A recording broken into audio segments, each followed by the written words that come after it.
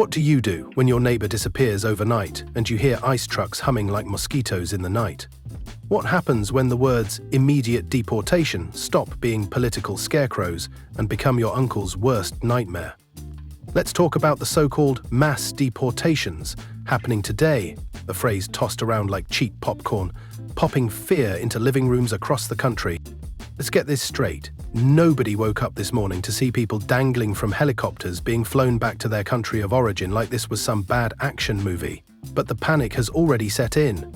Grocery store aisles are half empty, not because of a food shortage, but because people are avoiding public spaces. Facebook mums are whispering rumors louder than the national news. TikTok teens are making satirical skits about ICE knocking on dorm room doors. The phrase mass deportation has done something spectacular. It's created an actual psychological event across the population. Welcome to America's favorite new game show. Guess who's getting deported? You don't need to spin a wheel or answer trivia. Just hope your paperwork is in order, your lawyer still picks up your calls, and your neighbor didn't tag you in that Facebook post calling ICE unconstitutional but efficient. The game is hot, the panic is real, and no one wants to lose their seat in this roller coaster of immigration madness. Now, let's talk about what's really going on. ICE, the agency with more letters than friends, has increased its field operations, yes, but the term mass deportation implies a scene from a dystopian novel. Buses lined up, families crying, officials with clipboards ticking names like they're collecting dues. That image is mostly theater, curated by sensational headlines and panic-prone comment sections. The truth? ICE is doing what ICE has always done, just louder, faster, and with more cameras watching. Here's the twist. Most of those facing removal already had final orders for months, even years. It's not random. It's not a sweep of innocence. These are folks who've been stuck in the system longer than a customer service call with the IRS. Now the machine is coughing back to life, and suddenly everyone is acting like the sky's falling. It's not falling, it's just rumbling a bit with red tape and bureaucratic diesel. Of course, none of that comforts the undocumented cook in Nebraska who hasn't missed a shift in 6 years, or the nanny in Georgia whose kid now panics when she sees blue uniforms, or the busboy who stopped going to night school because the school's parking lot felt suspiciously like a setup. In theory, these folks shouldn't be targeted. In practice, ICE officers aren't known for their poetry or subtlety. The collateral damage is very real. Meanwhile, X, has become the unofficial department of hysteria. One tweet says 500,000 immigrants will be deported by nightfall. Another claims ICE is using drones. One post insists Canada is offering asylum to everyone with a pulse. None of it verified, all of it viral. And let's be honest, if social media were your only source, you'd think ICE was gearing up for a nationwide game of freeze tag. There's also something deliciously ironic about the chaos. Many of the people supporting these mass deportations are the same ones who panic when their landscaping crew doesn't show up, or when their favorite ethnic food truck closes for a week. It's easy to chant, "Build the wall," until your house extension falls behind schedule because the bricklayer got detained. And don't even get started on politicians. They're using deportation like a political seasoning. Want to sound tough on crime? Sprinkle a little mass deportation into your speech. Need to pivot away from a scandal? Cue the immigration crackdown. Meanwhile, real families are packing emergency bags like they're living in a war zone, except the bombs are paperwork and the front line is a courthouse hallway. On the left, we've got the performative outrage factory, pumping out statements about injustice and the American dream, often from air-conditioned studios and multi-million-dollar platforms. On the right, we've got talking heads claiming victory, as if immigration enforcement is a sport and deportation numbers are touchdowns. Caught in the middle, ordinary people. People who mow lawns, fix pipes, deliver food, and stitch clothes. But let's get back to the idea of today. Yes, today, being the launch of the Great Purge. It's laughable if it weren't so tragic. You can't deport thousands in one day without logistical nightmares. This isn't a fast food drive-through. Detaining someone means paperwork, court proceedings, translators, transportation, legal review, and more. Unless we've secretly become the most efficient government on earth overnight, this isn't happening at the fantasy scale being suggested. That's not to say people aren't being removed, they are, but it's a slow burn, not a wildfire. It's a bureaucratic crawl disguised as a sprint. ICE may have doubled its efforts, but even a doubled snail is still a snail. And don't think immigrants aren't adapting. They've got networks, alerts, safe houses, community centers, turned legal prep stations. This is a battle, yes, but it's not one-sided. Let's also pause to appreciate the absurdity of how fear spreads faster than facts. A single viral video of an ICE van in a neighborhood can cause an entire community to shut down, like it's a snowstorm in Texas. The mental health toll is enormous. Anxiety, panic attacks, kids scared to go to school, parents too afraid to go to work. This isn't just about legality, it's about humanity.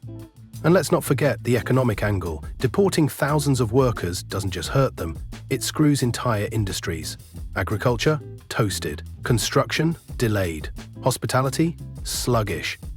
If you remove the undocumented workforce overnight, the economy doesn't cheer, it chokes. The irony is that many of the loudest pro-deportation voices are quietly benefiting from the labor of the people they claim to despise. Meanwhile, ICE agents aren't exactly living their best lives either. They're underfunded, overworked, stuck between lawsuits and orders.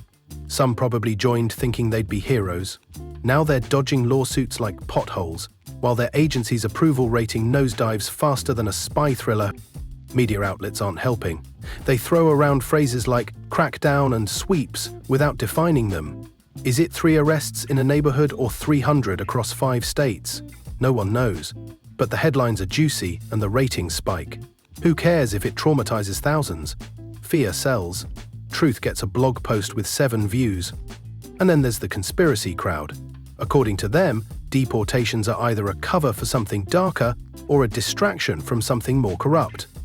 Maybe it's both. Or maybe we've all just lost the ability to distinguish fact from fiction. In any case, the truth doesn't stand a chance when fear's got a megaphone.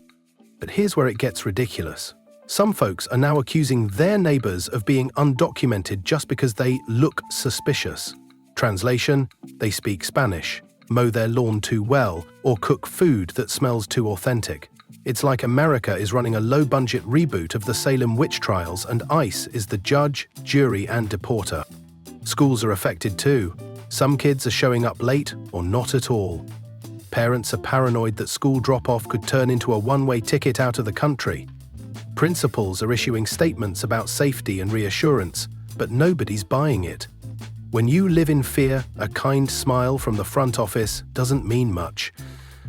Churches, often the last safe havens, are doubling as shelters, legal clinics, and counseling hubs. The irony of ICE agents sometimes waiting just outside church zones isn't lost on anyone. Turns out, even sanctuaries have fine print now. And still, amid the chaos, people resist. They organize, they fundraise, they educate, they shout through bullhorns and march down city streets. This isn't just survival, it's defiance. Because while deportation may be government policy, silence is not immigrant tradition. Let's not pretend this is over, far from it. Today may not have been the doomsday some feared, but tomorrow's waiting in the wings, stage-lit by uncertainty. One executive order, one viral post, one media leak, everything shifts. So what do you do in times like this? You pay attention. You verify before sharing. You support your neighbors. You remember that immigration policy isn't just a debate topic. It's someone's father, sister, child. And above all, you keep watching. Because the show isn't over. The cameras are still rolling, the politicians are still acting, the crowd is still shouting. But somewhere in this theater of fear, truth is quietly trying to get a word in. America has always had a peculiar relationship with immigration, built by immigrants, but forever suspicious of them. It's like inviting someone to dinner and then locking the fridge. The Statue of Liberty whispers, "Give me your tired, your poor," while the Department of Homeland Security mutters, "But not too many, and not all at once." Let's stop pretending this deportation frenzy came out of nowhere. The blueprint has been sketched for decades. From the Chinese Exclusion Act in 1882 to Operation Wetback in 1954 to the post-9/11 immigration clampdowns, this country has always had an on-again, off-again love affair with its immigrant labor force. One moment, immigrants are the backbone of the economy. The next, They're the scapegoats for everything from crime to unemployment to rising housing costs. So here we are again, stuck in the loop. This latest deportation push, louder, faster, and more memeable, is just the latest remix of an old political track. But here's the kicker. For every immigrant who gets deported, there's a power suit behind a desk who profits from their absence or their silence. Think of the industries that live and breathe undocumented labor: agriculture, construction, hospitality, elder care, childcare, landscaping. Without undocumented workers, these sectors don't slow down, they break. Who picks your strawberries in California's heat wave? Who builds those luxury condos in Miami with 16-hour shifts and no breaks? Who scrubs the toilets in your favorite Las Vegas casino? The answer isn't some guy named Chad with a 401k and a lunch break. It's Maria, Jorge, Tuan, or Amina. The corporate world knows this. In fact, many businesses quietly depend on the fear. It keeps wages low, turnover high, and complaints nearly non-existent. Why fight for better conditions if you're one icy raid away from vanishing? It's a modern form of indentured servitude, and it's woven into the very fabric of America's shiny free market. Now enter the big lie that mass deportations are about law and order. That's laughable. If this were really about laws, why aren't employers who hire undocumented workers being dragged off in handcuffs on the evening news? You think ICE is showing up at the mansions in Beverly Hills where nannies and cleaners have been working undocumented for years? Not a chance. It's not about the law, it's about optics, and it's about control. Here's something they don't teach you in civics class. Immigration enforcement has always been about sending a message. It's not just about who gets deported, it's about who stays scared. Every raid, every headline, every social media video of ICE vans parked outside schools or bus stops, that's psychological warfare. It tells millions of others to sit down, shut up, and stay invisible. Even local police departments are caught in this mess. Some have chosen to cooperate with ICE, blurring the line between civil and criminal enforcement. Others have drawn a hard boundary, refusing to be deputized as federal agents. The result? A patchwork of chaos. One town might be a safe haven, the next a deportation trap. And for the immigrant navigating these invisible borders, every wrong turn could be their last. Meanwhile, children are growing up in a state of constant fear. Not fear of monsters or bad grades, but fear that mum might not be home after work, that dad might get pulled over for a busted taillight and end up in a detention center, that their family will vanish like smoke while they're in math class. That kind of trauma doesn't go away. It shapes lives. It builds walls inside hearts that no policy can tear down. And let's talk about the detention centers. Most Americans have no idea what goes on in there. They imagine some sort of halfway house or dormitory. Try again. These places are often privately run, poorly regulated, and chronically overcrowded. Think prison, but with less oversight and even fewer rights. People sit for months, even years, awaiting hearings. Some don't make it out alive. Suicides, abuse, untreated illnesses. It's all part of the hidden cost of keeping America. If there's a silver lining, it's that immigrants are not helpless. They're not victims waiting to be rescued. They are organizing, resisting, and speaking out. Grassroots networks are stronger than ever. Sharing alerts, connecting people to legal aid, holding Know Your Rights trainings, and even tracking ICE movements in real time. You want courage? Look at the undocumented parents who still walk their kids to school. The workers who still show up despite threats. The students who apply to college knowing their future might be yanked away before graduation. These folks aren't just surviving, they're resisting, every day, quietly, powerfully. But none of this should let the political class off the hook. Both parties are guilty. The Democrats talk a good game about inclusion, but under the hood, record deportations under Obama, broken promises, endless delays. Meanwhile, Republicans shout about borders while enjoying the benefits of undocumented labor back home. You think that resort in Florida runs itself? And what about the media? Oh, the media loves a good immigration panic. Breaking, ICE raids target hundreds. That'll boost the ratings. But where are the follow-ups? Where are the stories of kids left behind? of legal residents swept up by mistake, of asylum seekers dumped back into cartel-controlled zones. Silence. Because trauma doesn't trend as well as outrage. We haven't even touched the international consequences. When the US deports someone to a country they haven't seen since childhood, it's not just cruel, it's destabilizing. Many of these countries, El Salvador, Guatemala, Honduras, are already dealing with violence, poverty, and weak governments. Mass deportations only add to their chaos. And guess what? That chaos breeds more migration. It's a self-fulfilling cycle.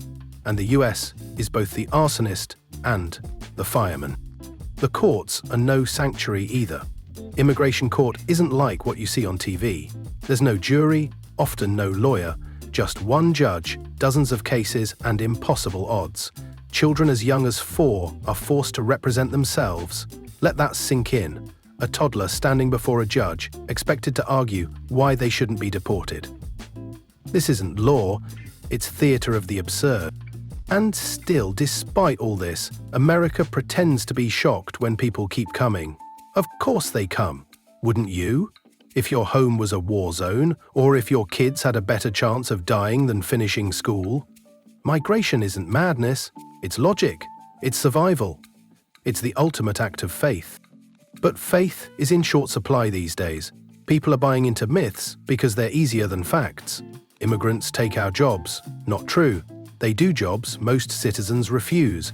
They commit more crimes. False. Immigrants are statistically less likely to offend. They're a drain on welfare. Nope. Undocumented immigrants aren't even eligible for most federal programs. But when has truth ever stopped a good political slogan? The real tragedy here isn't just the deportations, it's the erosion of empathy. When fear takes the wheel, compassion gets thrown in the trunk. We stop seeing people as people. We reduce them to statistics, labels, threats. And that, more than any policy, is what's tearing this country apart. But here's the truth bomb. America needs immigrants more than immigrants need America. This country's population is aging. Birth rates are falling. Industries are starving for labor. You can build all the walls you want, but without immigrants, the engine sputters. The economy doesn't run on Wall Street. It runs on sweat, on sacrifice, on the undocumented janitor who cleans the office every night. And guess what? Those deportations happening today, they won't fix anything. They'll just create new problems. Families split, communities destabilized, tax dollars burned on pointless raids. And still, people will come because hope travels faster than fear. So, what happens next? If the current wave of removals intensifies, we may start to see mass protests, labor strikes, and international backlash. Cities might revive sanctuary policies, courts could be flooded with emergency motions. And once again, we'll see whether America wants to be a country of walls or of doors. In the meantime, if you want to help, do this. Educate yourself. Support immigrant-owned businesses, volunteer at legal aid clinics, call your representatives and demand sane, humane policy. And most of all, see the people behind the politics, see their dreams, their fears, their dignity. Because deportation isn't just removal, it's erasure. And if we keep erasing the people who hold up this country, it won't be long before the whole thing collapses under the weight of its own hypocrisy. This is not just about policy, it's about people. About neighbors, friends, co-workers, classmates. The undocumented immigrants being rounded up today are the same people who hold our babies, rebuild our cities after hurricanes, harvest our food, and care for our elderly. They deserve better than to live in fear of a knock at the door. Now is the time to stand up. Not tomorrow, not when it's politically convenient. Now. Call your elected officials and demand an end to inhumane raids and family separations. Support sanctuary cities and legal defense funds. Share verified stories of those impacted so the world sees the human cost behind the headlines. Challenge anti-immigrant rhetoric, especially when it's dressed up as common sense policy. And most of all, vote like lives depend on it, because they do. This isn't about left or right, it's about right and wrong.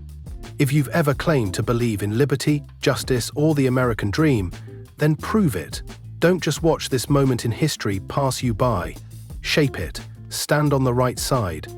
Because silence isn't neutrality, it's complicity. and every voice matters, including yours.